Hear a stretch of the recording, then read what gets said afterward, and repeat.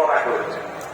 কোরআন ও হাদিস সম্পর্কে যাদের মৌলিক ধারণা আছে, হাদিসে রাসূল সম্পর্কে যাদের একটু ঘাটাঘাটিও আছে, তারা জানেন দুই তিনটা আমল সম্পর্কে কোরআন এবং সুন্নাহ সবচেয়ে বেশি সংখ্যক ভাষ্য বর্ণিত হয়েছে।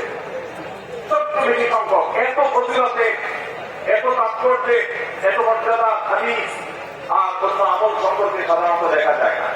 সেই কয়েকটি আমল যেগুলোর ফজিলত বিপুল পরিমাণ, যেগুলোর ফজিলত সম্পর্কিত হাদিসের সংখ্যা অনেক, সেই রকম আমলগুলোর মধ্যে থেকে অন্যতম আমল হলো এই রমজান কেন্দ্রিক আমল, সিয়াম, রোজা, এগুলোর ফজিলত।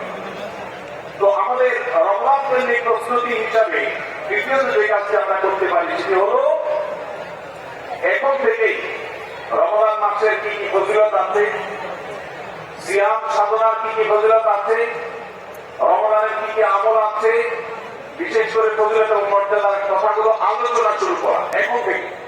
বাসা বাড়িতে গোল হয়ে কোন নির্দিষ্ট বইকে কেন্দ্র করে পাঠচক্র হতে পারে, গ্রুপ স্টাডি হতে পারে, পর্যালোচনা হতে পারে যে রমজান মাসের কি কি মাহাত্ম্য আছে, এক একজন এক একটা বললেন।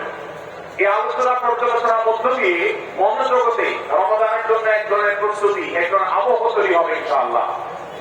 এজন্য দ্বিতীয় প্রস্তুতি হিসাবে আমরা এই কাজটি ইনশাআল্লাহ করবো, সেটা হলো রমজানের ফজিলত, রমজানের মর্যাদা, সিয়ামের ফজিলত, অন্যান্য আমলের উপকারিতা, সেগুলো নিয়ে আমরা বিশেষ পর্যালোচনা করবো। যত বেশি আপনি আগে থেকে পর্যালোচনা করবেন, রমজানের প্রতি আপনার তৃষ্ণা, সিয়াম সাধনার প্রতি আপনার ভেতরে আকাঙ্ক্ষা, প্রত্যাশা এবং প্রতীক্ষা, এটা আপনার মধ্যে বাড়তে থাকবে এবং রমজানের প্রতিটা মিনিটকে কাজে লাগাবার জন্য তাগাদ আপনার ভিতরে অনুভব হবে ইনশাআল্লাহ।